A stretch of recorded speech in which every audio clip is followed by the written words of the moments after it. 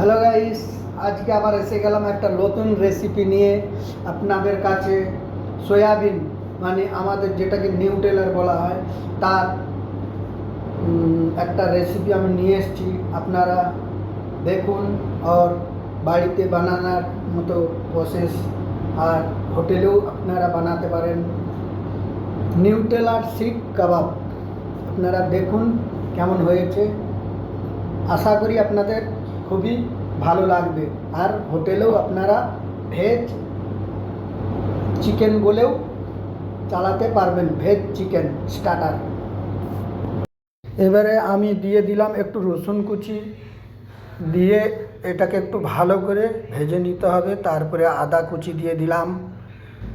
তারপরে আমি দিয়ে দেব একটুখানি পেঁয়াজটাকেও একটু ভালো করে নেড়ে চেড়ে নিতে হবে। তারপরে আমি দিলাম গ্রিন চিল্লি দেওয়ার পরে আমি সয়াবিনটাকে গ্রেট করে রেখেছিলাম, প্রথমে ভিজিয়ে রেখেছিলাম। তারপরে তাকে আমি গ্রেট করে এতে একটু সতে করে নেব। স্বাদ অনুযায়ী আমরা নমক নিয়ে নেব। নমকটা দিয়ে দেওয়ার পরে একটু ব্ল্যাক পেপার দিয়েছি। ব্ল্যাক পেপারটা দিয়ে একটু নাড়াচাড়া করে আমরা সতে করে নিচ্ছি।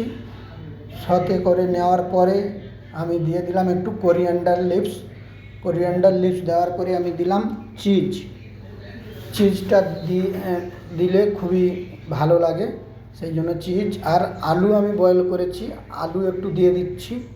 আলুটাকে ভালো করে ম্যাচ করে নিতে হবে। ম্যাচ করে নিয়ে আলুটাকে ওর সাথে মিশিয়ে দিতে হবে। একটু আমি এটাকে ঠান্ডা করে নিয়েছি, কেননা গরম থাকলে ভালো পাকড় আসবে না, সেই জন্য আমি ম্যাচ করে নিয়ে একটু মিশ্রণ করে নিলাম। তারপরে আমি তন্দুরটাতে দেব, সেই জন্য সেই লিয়াতে আমি ভরে নিচ্ছি। ভরে নেওয়ার প্রসেসটা দেখুন কীরকম আমি ভরছি। আপনারা এরকম ভরতে পারেন।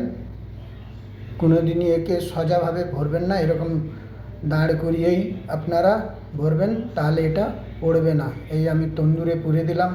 তন্দুরে দেখুন হালকা এখন আঁচ আছে, এই হালকা আঁচে আমি সেঁকে নিলাম।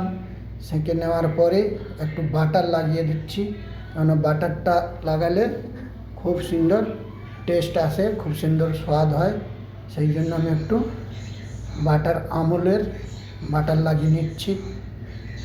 আপনারা দেখুন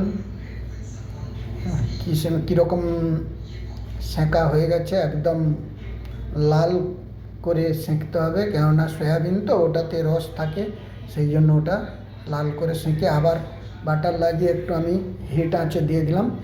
এবার আমি কাটিং করে প্লেটিং করলাম, দেখুন কেমন ভালো